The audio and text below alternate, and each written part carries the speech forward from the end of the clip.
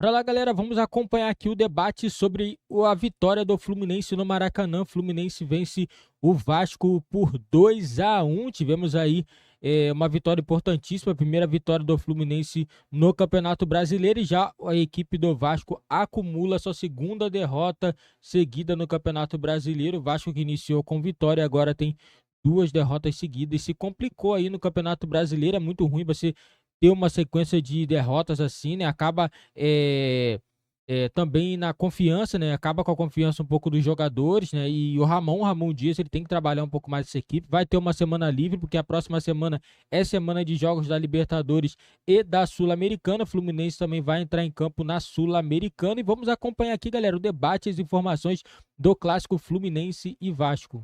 No lance, mas também aqui o Pascoalzinho já deu o papo, que ali é uma agressão. Como você interpreta? Não, muito claro, e foi bem o Pascoal.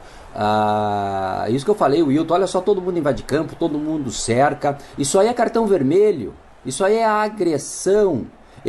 O Ganso, que fez um belo gol de cabeça, mas que estava completamente nervoso durante o jogo, ele leva um tranco pelas costas, o árbitro apita a falta. Ele vai dar um pontapé, regra número 12, infrações em disciplina, é conduta violenta. O jogo está parado, ele dá-lhe um pontapé no adversário. Cartão vermelho. Também o VAR deveria ter chamado o árbitro, já que se ele não viu no campo. Em seguida, tem uma falta, o Ganso pega a bola e chuta. O jogo já estava parado. Né? Também era lance de segundo cartão amarelo, né? Já que ele deu o primeiro aí. Mas esse lance especificamente é cartão vermelho. Isso aí é conduta violenta, agressão. Ele dá um pontapé na canela do adversário. Na minha opinião, cartão vermelho, errou a arbitragem. Ainda bem que o Simon lembrou do outro lance do bico na bola, depois da falta, né? Foi. O árbitro marca a falta e claramente na frente do árbitro ele dá um bico na bola para longe. Parecia que o Ganso não estava querendo terminar o jogo, né? Porque ele faz isso aí. E depois, 5 minutos depois, 7 minutos depois... Os jogadores do Vasco ficaram loucos, né? E ele vai lá e dá um bico na bola daquele, desrespeitando a marcação da falta do árbitro. Se isso acontece naturalmente, ele tomaria o cartão amarelo naquele lance. Mas existem alguns jogadores que têm alguns alvarás, né? Algumas liberdades, algumas possibilidades. O Wilton Pereira Sampaio, como apitador de futebol, ele foi para o curso, né, lá nos Estados Unidos, ele foi para a Copa do Mundo, mas ele volta apitando do mesmo jeito. Sim. Ele sempre apitou assim. Não há nenhuma alteração de posicionamento, não há nenhuma alteração de novidade, dele apresentar as novidades que ele aprendeu, que podem ser utilizadas na Copa do Mundo. Ele continua apitando da mesma forma. Eu não gosto, eu pessoalmente não gosto, de árbitro que apita o jogo não querendo se incomodar. O árbitro tem que se incomodar com o jogo. Ele tem que querer apitar. Você entrar para desfilar é outra coisa. Aí você vai apitar jogo amistoso. Jogo sério, valendo 3 pontos, Campeonato Brasileiro, o cara precisa se incomodar com o jogo. Ele precisa querer apitar. Para vocês, o PAC também. Eu controlaria o lance do Ganso com cartão amarelo. Acho que o Ganso correu um risco desnecessário. Eu não entendi o cartão pro Matheus, porque eles dão um encontrão nesse sentido. Sim. Ele entendeu que foi uma confusão, né? Isso. Ele quis controlar o lance dos dois com cartão amarelo. Entendo a argumentação sobre o pontapé que o Ganso deu. Eu fiquei na dúvida de uma classificação, se é um pontapé ou se ele deixou o pé. Então, assim, eu controlaria com cartão amarelo para não debandar o jogo, para não estragar o jogo nesse sentido. Mas, de qualquer forma, o Ganso correu um risco que ele não deveria correr, sabe? Um lance na lateral do campo. A bola tá indo para a linha lateral, um tranco de jogo. Ele não deixa o pé. Ele dá o pontapé no cara, Zupac. Ele não deixou o pé, não foi ocasionalmente ou sem querer. Ele lança o pé contra o adversário. Pela intensidade, pela intensidade do movimento Ganso, eu controlaria com cartão amarelo. Mas ele poderia perfeitamente ter sido expulso e colocaria o jogo do time dele em risco por uma atitude completamente desnecessária da parte dele. O cara que fez o gol estava bem no jogo, teve uma boa atuação, o Ganso jogou um bom futebol, enquanto fisicamente esteve bem, saiu na parte final do segundo tempo para entrar o Lima. Então, assim, um destempero que não se justifica. Eu, no lugar do árbitro, faria como ele fez, controlaria com o amarelo. Ô Simon, nesse caso, o VAR ele tem que chamar ou ele não tem a obrigação de chamar em lances assim? Não, ele tem que chamar. Inclusive é uma outra imagem que eu cheguei a ver um pouco mais fechada, né, de que é um pontapé claríssimo. Ele não deixa o pé, ele faz o gesto do pontapé. Aí se quebra a perna do adversário ou não, não interessa, porque a regra fala dar ou tentar dar pontapé. E não é a consequência. Nós vimos o Zidane, por muito menos em 98, ter sido expulso. Ele pisou no cara. Um gesto foi lá, levantou e pisou. Enfim, teve outras jogadas já desse tipo. O árbitro de vídeo está ali. Embora o Wilton tá bem, ele está na jogada. Nitidamente ele apitou esse jogo para não se incomodar. Eu quero passar batido aqui, deu. E não é assim. Foi o que eu falei. É tentar agradar, tu não tem que agradar ninguém. Vai lá e aplica a regra do jogo, principalmente na questão disciplinar. Você não pode deixar o jogo descambar. Não descambou por pouco. Esse jogo tinha tudo para descambar a qualquer momento. Ele estava no fio da navalha o tempo todo. E ele fazendo gestos, vamos. Então não é assim. Ele não tinha o controle do jogo na mão. O VAR tinha que ter chamado ele e disse, olha, essa imagem aqui, ó, essa imagem, tem outra imagem que é até bem melhor do que essa aí, e certamente o VAR teve acesso. Olha aqui, tá aqui, isso aqui é um pontapé. Enfim, ou não diz nada, só mostra a imagem para ele que ele vai no VAR e decide. Então o Rodolfo Toschi, o árbitro de vídeo, também teve mal nesse jogo. Vamos para o nosso terceiro e último lance. Então a gente falou de um possível pênalti, que para o Simon não foi, um cartão vermelho que deveria ter sido aplicado de acordo com o Simon, e agora a posição de impedimento do Verratti. A gente explica para o fã de esporte que a gente aqui, a nossa imagem da nossa câmera, não necessariamente a gente recebe as imagens da transmissão já com as linhas traçadas, já que a gente está muito coladinho aqui, o programa começou e a gente ainda não recebeu. Vai ter que ser mais no olhômetro do Simon e do que a gente viu também durante a transmissão, Simon.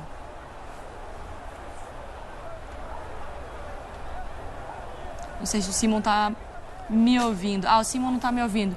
Mas, Mari. Olha a linha. Oi, Mari. Oi, tá me ouvindo? Aí, tô ouvindo. Pode ir. Não, eles colocaram essa linha. Olha esse lance do impedimento. Há pouco teve realizando um curso no Rio de Janeiro para instrutor de árbitros, o Máximo Bussaca. Ele esteve é suíço-alemão, é suíço, né? É suíço-italiano, e ele esteve na Copa do Mundo na Alemanha comigo, 2006 e 2010 na África do Sul, é muito meu amigo. Hoje ele é o número 2 da FIFA, o primeiro é o Bielu de Colina. E ele até pensou que eu estava morando no Rio, me ligou, eu disse, não, voltei e estou morando em Porto Alegre, uma pena, senão teria ido jantar com ele. E aí falamos longamente, né, sobre a arbitragem mundial. E esse lance também, está sendo discutido na FIFA, do Arsene Wenger, a ideia de que o corpo todo à frente. Né, o que facilitaria. Porque aí, o Pascoal já tocou nesse assunto, e eu também defendo, a questão do frame, aonde você coloca um frame para lá, outro para cá. Eles colocaram as linhas, e pelas linhas, o joelho do Vegetti está um pouquinho à frente. Então são gols assim, né, em que está a ponta do pé, a ponta do nariz, enfim, qualquer lance em que milimetricamente você esteja à frente do último defensor, existe o impedimento e tem que ser anulada a jogada. Na Copa do Mundo é o semiautomático, não tem erro, colocou lá, traçou e ponto. Como aqui é um cara que está na técnica lá, é um ser humano, obviamente o cara está mexendo e colocando o frame. Tá? Então tem essa questão de centímetros, é complicado, mas nós vamos trabalhar com isso, e que essa é a realidade do futebol brasileiro. Então pelo traçado das linhas, o Vegetti está com o joelho à frente do penúltimo defensor. Para vocês, então, aí não tem como... Quer dizer, não existem linhas juntas, o que seria o jogador na mesma linha do defensor. Com a introdução, mas se você pegar a angulação da câmera, essa é a imagem que a gente tem. Quando vê a imagem da traçar a linha, você na angulação da câmera, você não vê o Antônio Carlos aqui embaixo, né? E na minha visão, olhando o Antônio Carlos e olhando o Vegetti, eles estão na mesma linha. Na mesma linha. Porque aí você tem que ver também o lance de bater na bola. São fases, partida, né? São fases do lance que você tem. Aí é o seguinte, a gente que trabalha em televisão sabe como é que é. É um XYZ, é um tapinha para cá, está impedido, um tapinha para cá não está impedido. Porque assim é que funciona, é o frame. É um frame. E a distância de um frame é quase nada. Uhum. Por exemplo, se o cara calça 43 e o outro calça 45, o que calça 45 vai estar em impedimento. Porque tem um bico na chuteira na frente da chuteira do outro. Mas vai. Entendeu? É isso que eu estou falando. Não tem mais a mesma linha. Nesse caso específico, a linha foi traçada, vamos dizer assim, do bumbum do adversário, né? Porque o Antônio Carlos está saindo e é medido ali exatamente... Malhado glúteo, estava no pump. No bumbum do adversário. E aí o que acontece? O Vegetti está com a ponta do joelho e aí você vai discutir. Mas essa bola tinha saído ou não? Porque você não está vendo a bola sair. Você não tem a angulação da bola saindo. Essa bola já saiu, ela está no pé. Então, esse ângulo tem que ser amplo. A visão tem que ser mais ampla. Por isso que na Copa do Mundo é tudo computadorizado. Os caras, os três 3D ali que os já três faz. os três movimentos são no mesmo instante. O toque da bola, a saída do vegete e o jogador adversário onde é que está posicionado. Eles fazem aquela computador vai fazer, não vai ter jeito. Mas, nesse caso, desculpa, eu tenho muita dúvida. É que aí eu acho que a conversa vai para outro lado, não sei se você concorda, Zupac, que é muito mais discutir a forma e não a decisão, né? Exato. Como a olho nu, feito, né? a olho nu, eu não tenho nenhum elemento para dizer que a marcação está errada. Eu posso ter dúvida quanto mesma linha não é a mesma linha. O ponto de partida. A bola saiu, não saiu. Se eu não tenho como achar que tá, não tenho um elemento concreto para achar que a marcação está errada, eu tenho que confiar na marcação eletrônica, que é o que a gente tem como base hoje, e por isso eu confio no impedimento. É a tecnologia que está disponível e ali foi traçado aquele ponto e aquele ponto foi o que o árbitro entendeu. Eu também, assim, se fosse torcedora do Vasco, estaria pé da vida. Sim. Pé da vida com mas um cabelinho de distância e tal. Se fosse contra o meu time, eu ia falar, gente, mas está impedido, a regra é assim que funciona. É o cabelinho de distância, é impedimento. É impedimento. Então aí é muito mais do torcedor entender também como é feito, enfim, a tecnologia como o Pascoal trouxe pra gente. Bom, Simão, no fim das contas é isso, né? Não temos mais nada. Falamos sobre o árbitro, sobre os 3 lances. Então, assim, o comportamento dele pode ter sido ruim, mas as decisões foram certas. É isso aí, eu também, exatamente, conforme eu falei, não gostei da atuação dele, mas as decisões errou a respeito do Ganso, na minha opinião era cartão vermelho, mas o VAR poderia ter trabalhado em mais sincronia com o árbitro central. E para o nosso fã de esporte entender, esse negocinho com o ZYZ, que o Pascoal falou aí, esse pouquinho, são 30 frames por segundo, então realmente é quase nada. Um abraço, bom final de programa para vocês todos aí. Obrigada, Simão. Bom final de semana para você. E a gente já aproveita, então, para chamar o técnico do Vasco, que está falando lá na entrevista coletiva após uma derrota no Clássico contra o Fluminense. Ramon falando.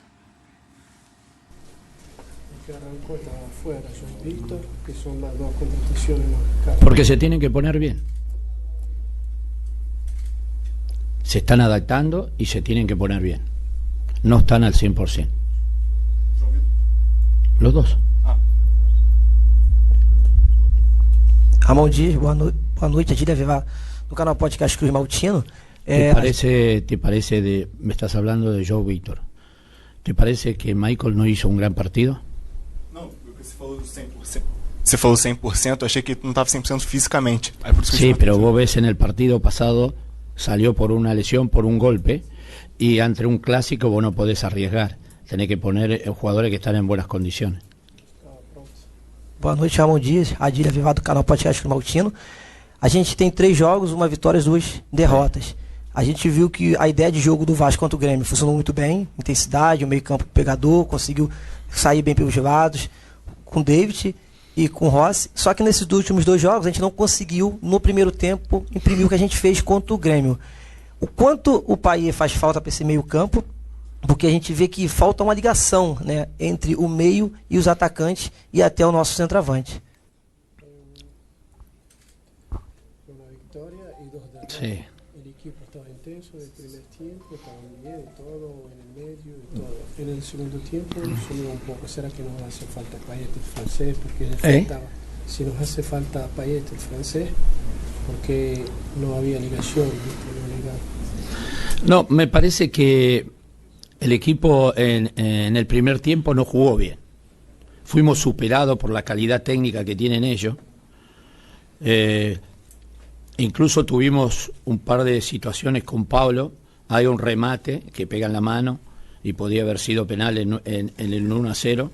Y después tuvimos un par de ocasiones. Tuvimos 3 o 4 ocasiones que le podíamos haber hecho el gol. El equipo en el primer tiempo no jugó bien, no fue agresivo, no presionó. Y en el segundo tiempo mejoramos, fuimos más agresivos, fuimos más punzantes y pudimos tener ocasiones, incluso con Ryan tuvo una situación muy clara para convertir el gol y no hace el gol. Después Pablo por poco hizo el gol y cobró en offside. Después tuvimos otra con Davis, tuvimos situaciones para empatarlo. Por ahí no fuimos claros en el juego, en la tenencia, estamos siendo más verticales por la característica que tiene el equipo, la característica de los jugadores, y eso tratamos de aprovechar. Creo que en estos 2 partidos merecíamos un poquito más. Un poco más porque el equipo siempre está luchando, estamos jugando con jóvenes, que son importantes los jóvenes, porque Ryan, David, son todos jugadores muy jóvenes que van creciendo y eso es importante para el club. Y eso es lo que vamos a seguir sufriendo, pero seguramente ahora tenemos toda la semana para corregir. Tuvimos 3 partidos en una semana, que para los jóvenes y tenemos poco recambio, entonces se van adaptando e seguramente vamos a mejorar. Obrigado. Ramon, João Silva do canal Atenção Vascaínos. A janela de transferências fechou na última sexta-feira, agora o Vasco só vai poder contratar a partir da 18ª rodada. Hoje o Vasco, né, na volta do intervalo, você colocou o Ryan, o Eric Marcos e o Hugo Moura, que aí sim foi a única contratação. O Ryan tem 17 anos, o Eric Marcos eu acho que tem 21, 22. Você acredita que com esse elenco que se montou, né, o Vasco já começa com uma vitória e 2 derrotas, a torcida já começa a ficar preocupada. O que dá para falar para esse torcedor e o que você tem a dizer em relação ao próprio elenco? Ele está pronto para jogar, para fazer um bom campeonato, pelo menos nesse primeiro turno, com o elenco que existe? Obrigado. No, pero la gente de Vasco tiene que estar tranquilo porque se ve durante el partido que creamos muchas situaciones, por ahí nos falta concretar un poquito porque Ryan tuvo una muy clara mano a mano con el arquero, y en los tipos de clásico, cuando tenés una situación muy clara lo tenés que resolver. Pero el joven va creciendo, los pibes nosotros estamos contentos porque van creciendo. Nosotros cuando nos reunimos con el presidente del 7-7, estuvimos todos juntos hablando, también me pidieron que haga jugar a los jóvenes. Entonces, aparte que lo estoy preparando para que las condiciones que están puedan rendir y están mejorando, van creciendo. Falta mucho tiempo, jugamos en tres días, en una semana jugamos 3 partidos y por ahí no alcanzan a recuperarse. Pero en esta semana vamos a trabajar y seguramente el sábado que viene vamos a hacer um grande partido também. Ramon, boa noite, Thiago Totti, Vasco Velocidade. Eu queria saber do Lucas Pinto. Ele até um pouco tempo atrás ele era considerado o melhor lateral do país. O que está vendo com ele? Só o fator Paiá, a falta do Paiá, está sendo um fator para a queda de produção dele ou tem outro fator também? Lo que pasa es que Luca es uno de los jugadores que tiene dos funciones fundamentales, que es primero marcar y después la proyección. Y cuando él, creo que es uno de los laterales que más centra y que más situaciones y que más goles hemos convertido a lo largo del año que estamos nosotros. Es un jugador que ha sentido el esfuerzo ahora en estos 3 partidos, sintió el esfuerzo, necesita un poco recuperarse porque desde que estamos nosotros jugó prácticamente todos los partidos. No saltó un partido. Y me parece que él es el único que no saltó ningún partido porque es un lateral que nosotros queremos aprovechar en el lado izquierdo, que ataca y centra. Es lo mejor que tiene, está haciendo un esfuerzo enorme. Yo espero que en esta semana se va a poder recuperar y seguramente en el partido que viene van a ser un gran partido. Ramon, boa noite. Lineker Biondi do canal Mário Coelho Vasco. Hoje a gente teve mais uma noite de polêmica. Posso isentar o senhor aqui em fala de arbitragem, mas a gente já concluiu. Existiu erros claríssimos. Não precisa nem comentar sobre isso, para não comprometer, porque a gente sabe como que é. É o seguinte, eu quero saber como que controla o vestiário. Os jogadores completamente frustrados saindo do campo, a torcida completamente frustrada novamente com a arbitragem. Só queria saber essa parte administrativa do vestiário, do psicológico dos jogadores que entregaram, querendo ou não, muita vontade dentro de campo. E a outra pergunta que eu queria saber é o seguinte: Hugo Moura estreia hoje, um jogador campeão da Libertadores, vice-campeão pelo Atlético Paranaense também da Copa Libertadores. Ele vai ajudar no setor defensivo como o senhor esperava? Sí, mira, nosotros sabemos que el equipo hace un esfuerzo enorme hace un esfuerzo, crea situaciones. Hoy fue no para hacer polémica, esto no es para hacer polémica, pero Bergetti patea y le pega en la mano. Y fue penal, claro. Muy claro. Pero no sé por qué el árbitro no da el penal. Viendo que a lo largo, que seguramente ustedes lo van a notar y van a ver a lo largo de la fecha, va a haber muchas situaciones similares y cobran el penal. Entonces, yo no quiero hacer polémica, pero quiero que sean justos nada más. Porque creo que en el fútbol el club vasco hace un esfuerzo enorme, con contrataciones, inversiones, tiene el público, que la gente que te acompaña, te apoya. Ojalá se pueda esto rever y que haya justicia, nada más. No es polémica, nada, pero seguramente fue muy claro. ¿Con quién? Me sorprendió, pero gratamente, muy bien. El jugador que nosotros estábamos pidiendo, que necesitábamos. Agresivo, buen manejo, buena pelota parada. Estamos re felices que esté acá, seguramente nos va a ayudar muchísimo. Ramon, boa noite. Aqui, Cícero Melo, repórter da ESPN, aqui no Brasil.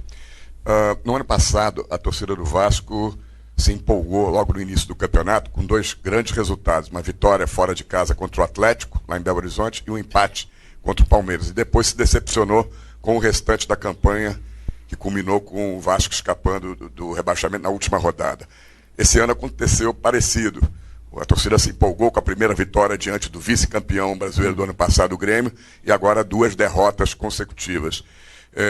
O quanto te preocupa essa sequência, já com 2 derrotas em 3 rodadas? O que se pode fazer para mudar esse panorama? E Payet, quando voltar, você acha que pode ajudar a mudar esse panorama e o Vasco reencontrar o caminho de una buena campaña? Sí, Payet nos puede ayudar, pero se tiene que poner bien.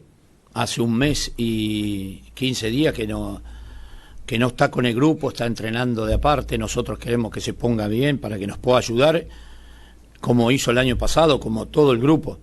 Y lo estamos esperando y que se ponga al 100%, porque hoy hay mucha dinámica, mucho ritmo, un equipo agresivo. El nuestro es un equipo que es punzante, agresivo. En estos 2 partidos jugamos con Bragantino y hoy hicimos buenos partidos, con situaciones, por ahí fallamos en algunas concreciones, pero todo eso yo tengo muchas expectativas con el equipo y va a seguir creciendo. Este campeonato es muy largo.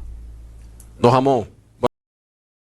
Galera, isso aí, o time do Vasco sente muita falta do Payet, né? O time do Vasco precisa de um bom jogador para poder criar as jogadas. Você vê que o Verratti fica muito lá na frente, parado, sem ninguém, não chega a bola nele, é muito difícil. É difícil um atacante jogar assim, que a bola não chega no cara. Como que o cara vai conseguir desempenhar um bom jogo que a bola quase não chega? E quando chega, ele faz. O Verratti é um bom atacante, é o cara que sabe fazer gol. Mas do jeito que o Vasco está jogando assim, fica um pouco difícil, né? O Ryan também é um jogador jovem, na minha opinião, um bom jogador, ainda vai melhorar muito, vai evoluir muito ainda o seu futebol. E já o Fluminense, o Fernando Diniz não quis inventar. Hoje foi o dia que o Diniz falou: opa, não vou parar com esse negócio de ficar improvisando, ficar fazendo as doideiras, cara, as paradas que não tem como entender. Hoje ele fez o comum. Entendeu? Fez o básico, que ele sabe, o Fernando Diniz ele sabe. Se ele ficar inventando muito, o time do Fluminense não vai andar. Não vai andar. Então hoje o Fluminense já andou mais, entendeu?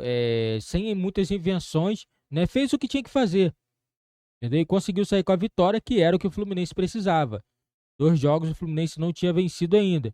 Conseguiu a vitória, chega a 4 pontos, né? Porque o intuito do Fluminense é sempre estar no bolo da frente, né? Porque tem time para isso. O Fluminense contratou, tem uma equipe boa. E já a equipe do Vasco, pelo andar da carruagem, parece que o Vasco, a briga do Vasco é do meio de tabela para baixo, né? Parece que esse vai ser a briga do Vasco. Lembrando que o Vasco só vai poder contratar lá a partir da 18ª rodada do Campeonato Brasileiro, praticamente a metade, né, do Campeonato Brasileiro que o Vasco vai poder contratar. Então a situação pode se complicar, porque pode demorar muito, né, metade de um campeonato. Se o Vasco não conseguir no mínimo a regularidade nessas próximas rodadas, pode complicar pode complicar, porque aí a diretoria do Vasco vai ter que correr atrás de contratação com urgência. O Fluminense precisa de contratação, sim, precisa de zagueiro, porque a gente não pode, o Fluminense não pode ficar contando somente com o Felipe Melo, porque o Felipe Melo é um bom jogador, joga um tempo só, mas joga com muita intensidade, ajuda muito, mas precisa de um cara que